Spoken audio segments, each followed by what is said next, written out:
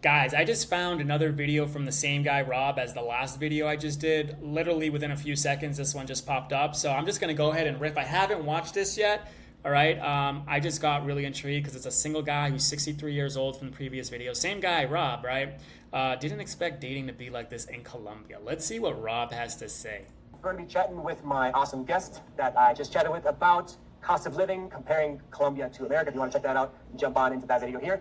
And we're going to be talking now about dating. So let's go ahead and get to know him again and understand who he is, and then we'll jump into the topic. So what is your name and where are you from? I'm Rob, 63, originally from Boston, but for the past 20 years, I raised a family on the island of Martha's Vineyard, about a 45-minute boat ride off of the coast of Mexico. And so you've been retired for a couple months, is it now? Yeah, September. September, I packed my bags, went to Asia, then came down here. Yeah, and you actually planned to do this trip years before coming here, is that correct? Yeah, I've been to Colombia a total of 12 times, probably a total of almost a year and a half in total. But when I was in one of the coffee country villages, it really hit me that I want to be part of this. Just meeting the people, the men, the women, the nightlife, the nature, it just had so many things to offer. It just hit me that I want to be here. I just want to see what kind of, again, I haven't watched this yet. I just want to see like how old the women that he's dating. And this guy's probably, we already know he's living like a king from the previous video, right? For less than, I think he's paying like $2,000 a month to live like a king in Pereira. So within this preparation stage of deciding that you want to retire and come to Colombia, did dating in Colombia, was that a factor for you? Definitely. And I just want to say that if anybody tells you that that dating is not a factor coming down here, I would not believe a single thing that comes out of their mouth after that. It is part of the whole Colombian scene. Quality of life, cost of living, dating, they're all 1, 2, and 3, at least for me. This guy's speaking my freaking language. So if you watch some of my other videos, guys, I talk about these same topics, right? I think that's pretty standard for most single retiring men, right? Because, those are very important parts of your life. Who wants to retire and go be alone in a new country, right? Exactly. So that was part of your reason for coming down. And now that you're down here, you are dating, correct? I'm dating now, yeah.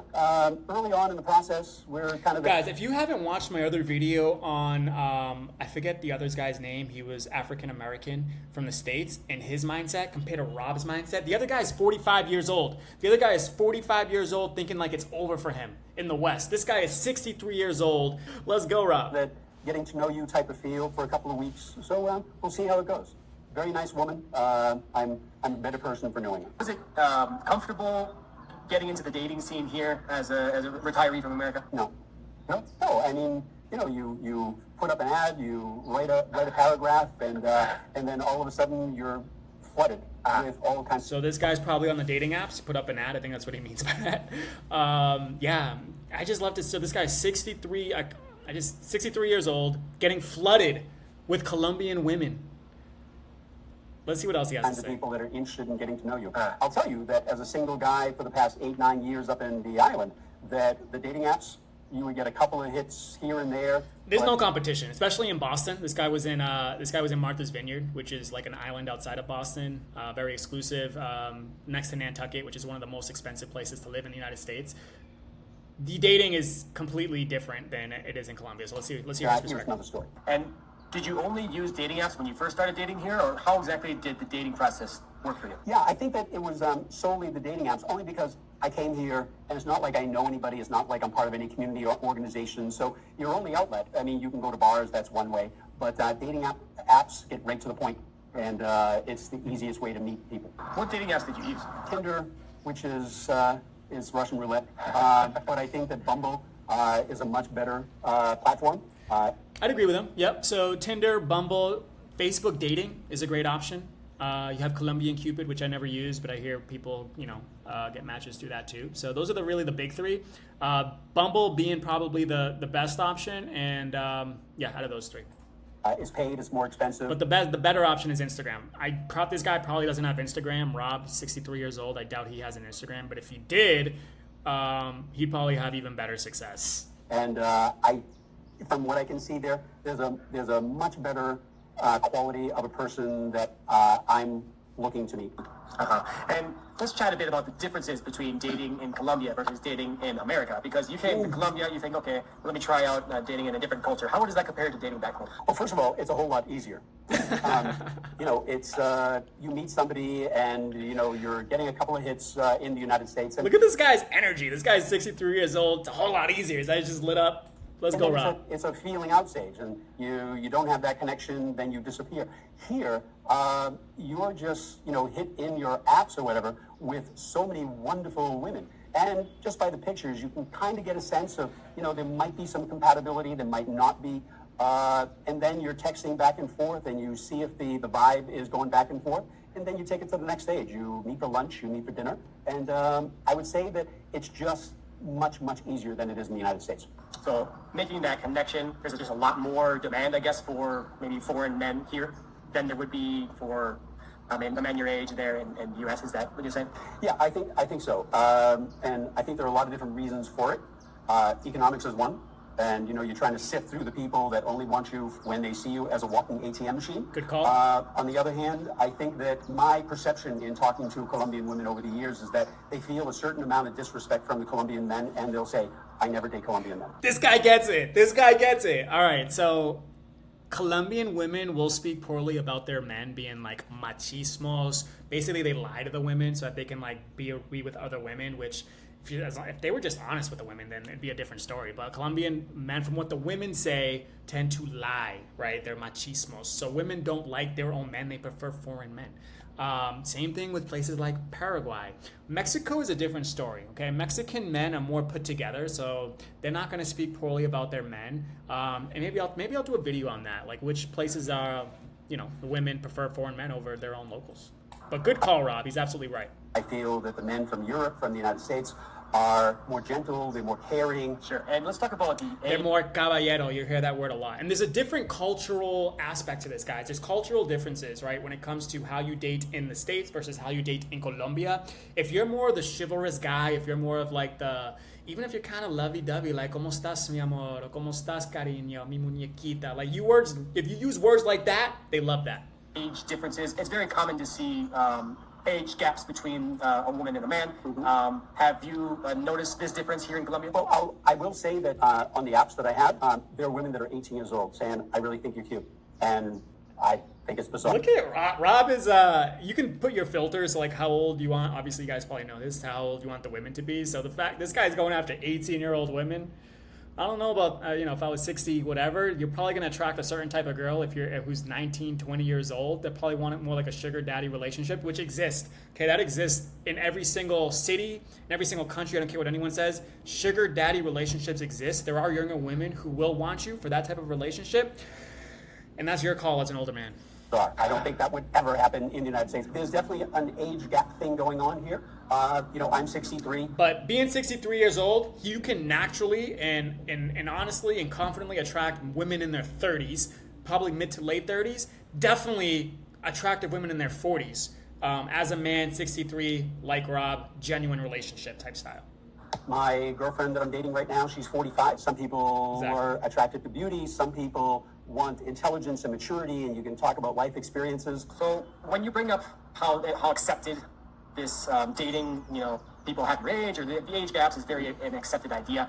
It kind of reminds me of Thailand and the Philippines. I feel like those two countries are also very common for single retired men to go move abroad because they're interested in dating, and it's very common in those countries. Have you thought about going to those countries in the past as well?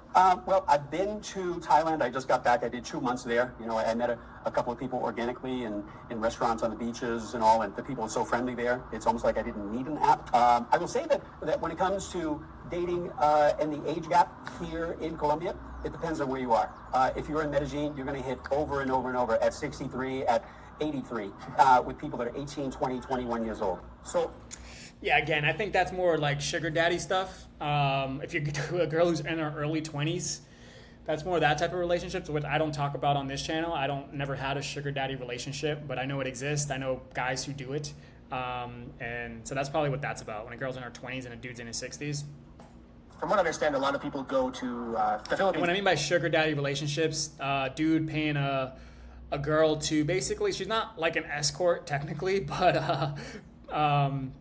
yeah, we won't even talk about that. Specifically because they like dating women that speak English, and their English is fantastic. I've been to the Philippines, and I loved it, and yeah, I was surprised at how amazing their English is. And that brings me to how you are dating women here in a non-English speaking country, Colombia. The people here is kind of hit or miss for English speakers. So how does that affect you and your dating experience here? It affects it greatly. I think that if you're in Bogota, you're in Medellin, there's a whole lot more English spoken, maybe in Cartagena the same way. When you come to Pereira and many other of the smaller places like Bucaramanga, there's not a whole lot of English spoken. You're going to be relying on a translator. And, you know, translations is black and white. And when you speak the language, you're speaking in color. So it's okay. So I'm assuming Rob doesn't speak good Spanish if he's using translators. Guys, if you even speak the basic level of Spanish, it's going to improve everything. Everything. Not just dating, but everything. So the fact that he's doing this without knowing very good Spanish is also a testament, right? But just know that even a basic level of Spanish, it's going to go a long way. Hard. So I'm presently going to the school about 15 minutes from here, twice a week for 90 minutes, and I'm slowly making progress. But if I want to be serious about staying here long term, or anybody who's thinking about coming here, you better be prepared to learn the language. There are some men who decide they don't. All right. Now, there are certain cities that you can go to where you don't need that much Spanish. He said it. Like the bigger cities, Medellin, Bogota, Mexico City's freaking pretty much English. But if you want to go to these smaller areas, like population size between 500,000, I wouldn't live in a place that small right now. So more like 1 million to 4 million, then you're going to want some basic Spanish, and those are going to be the best places to live, in my opinion. Don't have to. I don't know how they do it. And your girlfriend that you're with now, does she speak English? You must. She speaks a little bit. So we're relying on translators. Sometimes I surprise her. But like I was talking a little while ago, what's really great is that her English is very basic. My Spanish is basic. But because of that, I'm slowly learning Spanish, that if she spoke English, it wouldn't happen. So it's really, I'm trying to look at it as a positive, that she doesn't speak much English.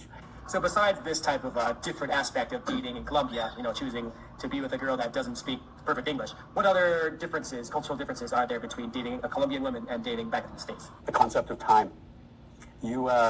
My first time coming here, I had a date at 7 o'clock, and it was 7:30, and it was 8. I'm saying, you know, where are you? I'm coming. And it was probably a total of an hour and a half later. All right, guys, I got the solution for you here, because he's absolutely right.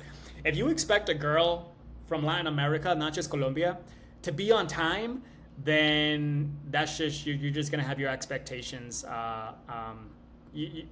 You're not going to be happy. You're not going to be happy. So what you want to do in situations like this, like Rob we saw another video, he has a dope penthouse, right? He has a 2-story penthouse, 4 balconies, pays $1,000 a month for a really nice place, a really, really, really nice place. He lives in the best part of the city. What he wants to do, in this case with his lady friend who's 45 years old, what he should do is, for any new first dates, because this guy, when it comes to new first dates, right? You want to offer to pay their Uber. Remember I told you about the cultural differences earlier? You want to be seen as a caballero. Someone who offers to pay their Uber, they love that stuff, right? They love that stuff. They don't see you as beta. They see you as manly, okay? They see it as a good thing, a caballero.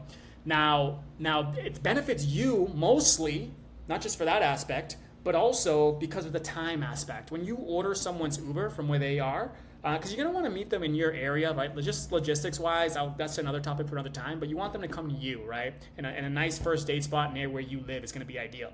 And what you want to do is you want to order their Uber to that spot, right? Because now you know how long it's going to take to get there. So once they get into the Uber, let's say they live 20, 25 minutes away. Let's say you live 5, 10 minutes from the place. You know when they're like 10 minutes away, okay, now I can go walk. And you don't have to wait. It's a simple solution.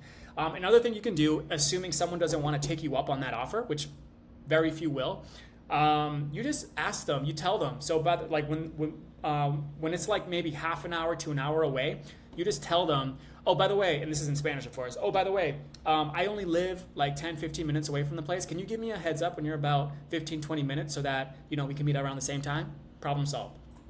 There's no explanation. There's no apology. It's just the way it is. Yep. So I think for me, you know, 7 o'clock is 7 o'clock, so I've just had to readjust. I'm in their culture, they're not in mine, and I have to adjust. Other Good things mindset. would probably be much more affection. I mean, the affection, the touch, where I think that we don't touch as much in the United States, but touching and massage on the neck just while you're out to dinner, kissing amor is a big thing, which I think took a little bit of getting used to. So I've been living in Latin America for the past 3 years. This stuff is it's just normal to me now. But he's absolutely right. Like, they're more affectionate. They're more touchy. Like, when you first meet her, like, give her a kiss on the cheek. Depending on what country you are, it's 2 kisses on the cheek. Like in Paraguay, it's 2 kisses. Colombia, it's just 1 kiss. Hug.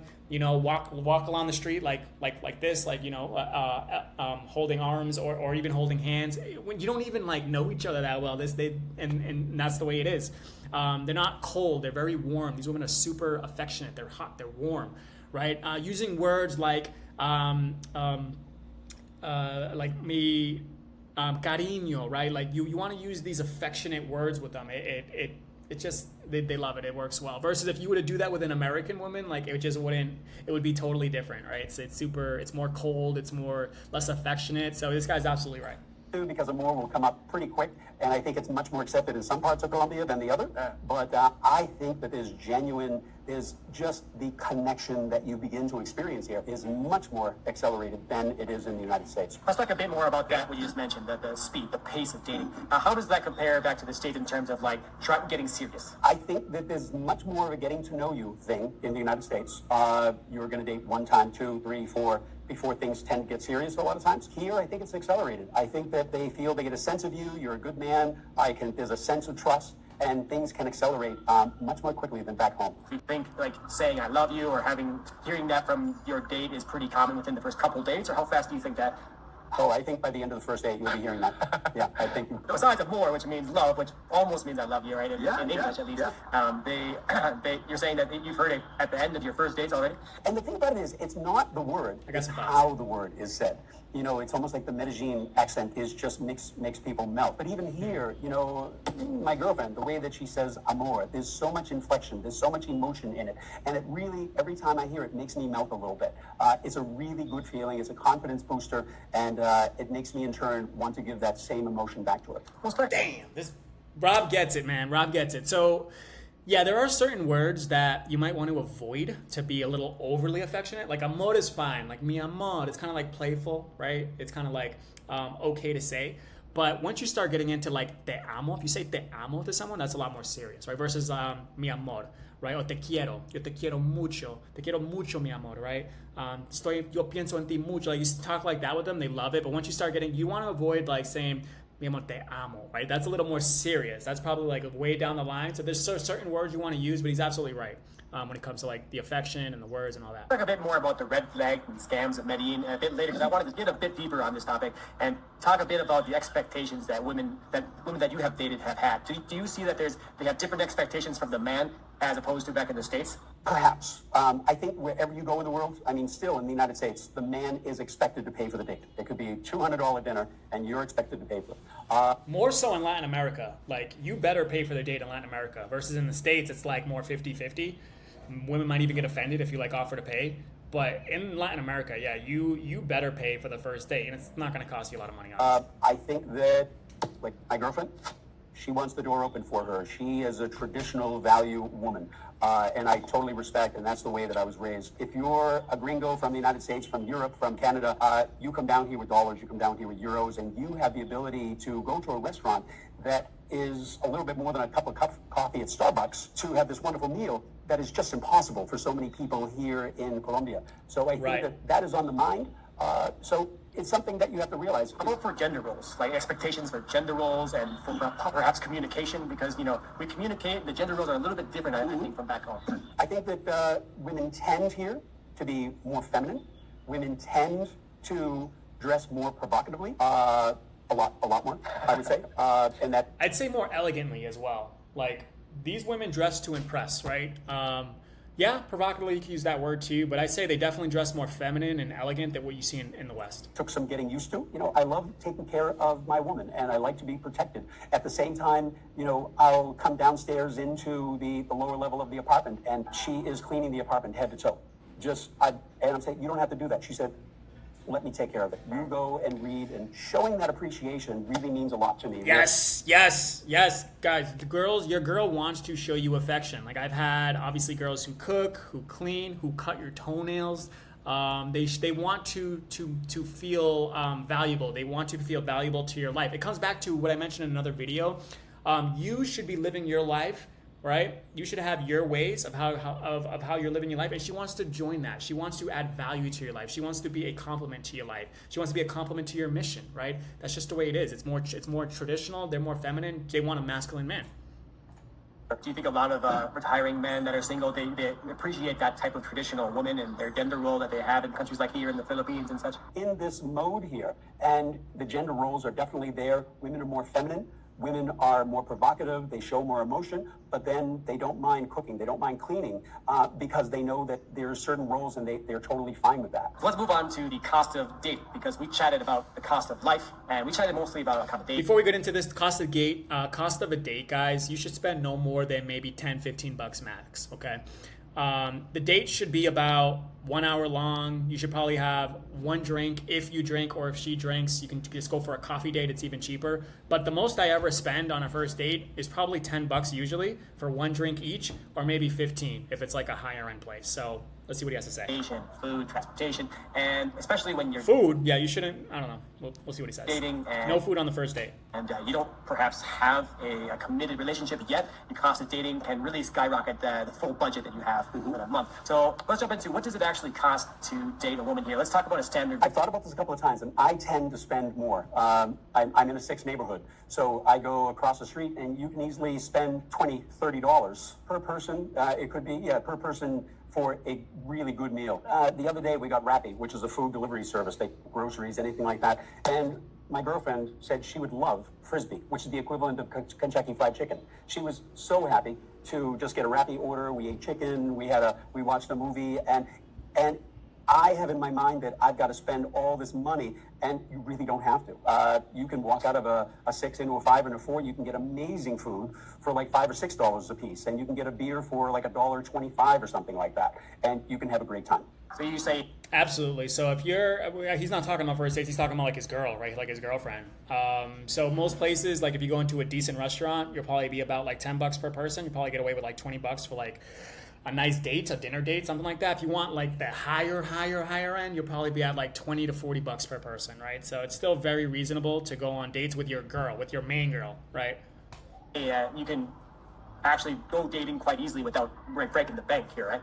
Yeah, it depends on what your bank is. But I think that if you want to do it on the cheap, there's some really good, like if you want to eat like a Colombian and get Colombian fare, there's a meal that'll be $3, $4 or something like that. And I think there are a lot of expats that do exactly that. They're on a budget. They've got a nice little home. They're walking around the corner in their neighborhood, and they're not breaking the bank at all. So having these ideas in mind about the average price of what you're going to be spending, or the average cost of going on nicer dates, and the frequency you'll be doing it, and all the experiences you have had dating, what are some financial red flags about when you perhaps first started dating? Did you have any red flags about some of the girls that you had met that you said maybe there's something wrong with this? Well, no. At the beginning, I was green coming here. I didn't know the red flags. I quickly learned the red flags. I would say, if somebody shows up with their girlfriend or girlfriends or their mother, they're looking for a meal, and they probably have if with their mother it might be a different story, but unannounced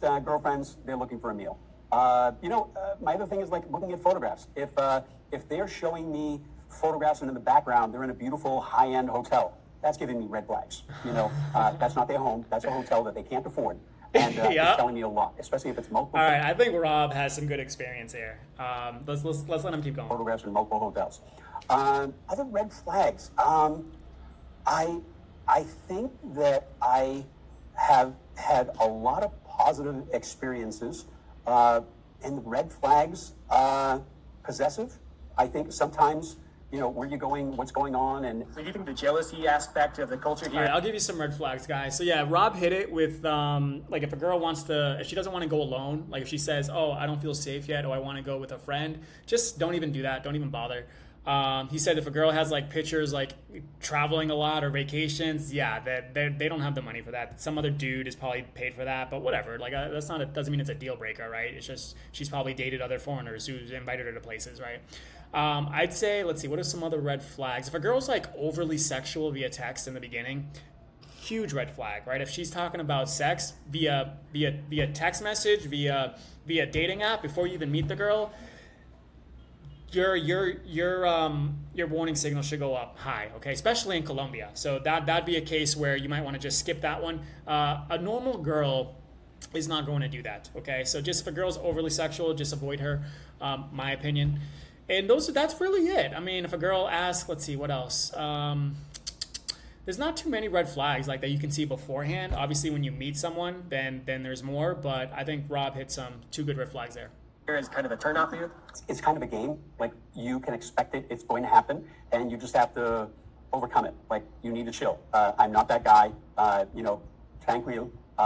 And it takes a little bit of them learning about you and your values, because I think that they've been disrespected so often by the local people here, or maybe other men, maybe other gringos, I don't know. So you came here, you said only on the green flag, not knowing about the red flags. How many dates did you go on and realize, oh, this is a red flag, and you didn't realize it coming into it? After a while, you're coming here, you're going out on a date on this one and this one. All of a sudden, this person brings 1. This person brings 2 of their girlfriends, unannounced, no reason, and there is no question that when the bill comes, they're not going to say, oh, let me take this. That has not happened. Yeah, that's never happened to me. Like, a girl just brings her friend without mentioning it. That's never happened to me. So obviously some girls trying to take advantage of, foreign men. Rob doesn't speak good Spanish, so that's probably where that comes in, guys. If you speak decent Spanish, that's not going to happen to you, right? They're going to have more respect. They're going to know that you're probably not a guy that they can mess with. So you'll avoid those types of girls. Happening. You're expected to pay for it. And for me, I pay it and I move on. That's not the type of person that I want to be associated with. Getting away from the red flag idea, how do you know when a woman is being serious and they're ready to get into a serious relationship, as opposed to just getting to meet you and you're not sure how things are going? I can tell the difference when I'm talking to somebody. We're going back and forth, and the women that I feel that are serious, they're asking a lot of questions. What are you looking for? How long are you going to be here? Are you close to the family? Family is really important to the Colombian people. So they're going to ask you so much, what do you do for work? And it's this long list, because they're trying to get to know you, not for a short term, because that's irrelevant. When they start asking you a lot of questions and you're having this back and forth conversation, that means they're a serious person looking for a long-term relationship. Okay, so just to add there, let's say a girl, a girl that's into you, like when you know a girl's into you, she's constantly texting you, like once a day, like, how are you? Hey, did you eat? Right? That's a common thing. Hey, did you already eat today? Oh, what did you have? They want to be nurturing. They want to know how your day's going. They want to know basically that you're doing well, right? So that's when you know that a girl's really into you. If she's starting to text you. Obvious signs, like if she gives you massages, if she cuts your toenails, if she's cooking for you, if she's cleaning for you, right? These are signs that a girl is really, really, really into you. Rob, are you a passport bro? I don't think I am. But then again, I don't think anybody's going to admit it. But I genuinely think that I'm not a passport bro. So a passport bro is generally a guy that comes over, they're looking for getting a bunch of women. Mm-hmm. That's not your style. What are you looking for? Yeah, I think that if that was my style, I would be in Medellin. Almost all the men that I meet around here in the coffee region, they're not about that. It's about finding that one woman that I want to date over and over and over. Do you think coming to the coffee region? Okay, so he's right. Passport bros, like, that are just here for the women, that are just here for the pay to play, that sort of thing. Typically, you'll see them more in the bigger cities like Medellin, because the bigger cities, the more tourist cities, right? That's where like the most attractive women who sell themselves, unfortunately, that's where they tend to go, because that's where the money is. So that's where you'll see that, which is why I like to avoid those cities to live in, right? To visit, you'll get some great international cuisines. You get a lot of things to do, right? So they're cool to visit, but to live there, I want to avoid all that. Region like Pereira and smaller, like mid-sized cities like this is a good idea for men that are in that situation, looking for a specific one woman to spend time with. Yeah, I think it's a whole lot easier. And believe me, don't get me wrong, there are some wonderful, fantastic women in Medellin and Bogota. However, it's also a fact that there are women coming from all around Colombia and Venezuela, because that's where the gringos are, that's where the money is. So it's hard to sift through. What are they thinking? Do they want me, or do they want my money? But when you're here in the coffee region and many, many other parts of Colombia, there's not that mentality. So if this... He's right, guys. So the best cities that I like to live in, again, we're talking about living, once you're serious, not just visiting, are going to be population size 1 to 5 million. You can even drop that down to 500,000. I think Pereira is about 500,000. But when you include the entire metro area, I think it does climb up to close to 1 million. Those are the best places to go to live a high quality of life, to live a low cost of living, to have amazing weather, to have genuine, real relationships as well. Whether you're a guy who wants monogamy, you want to spend the rest of your life with one woman, that's fine. If you want to have open relationships where you're completely honest, right, and you're not lying to women, that's okay too. Visa situation becomes a bit too difficult. We chatted about the visa problem you had already. You're still waiting for the documents. If this turns out to be too complicated, you mentioned you were thinking about going perhaps to Asia. Is that right? Yeah, I could easily see myself picking up my bags and going to that little beach, and a friend of mine will find me a little casa for $300 a month, and Thailand is pretty cool. So yeah, if it doesn't work out here, I'm retired. I don't, I can just stuff everything in my backpack and head to another paradise. Well, I really appreciate you giving all this information. Your little nuts are here.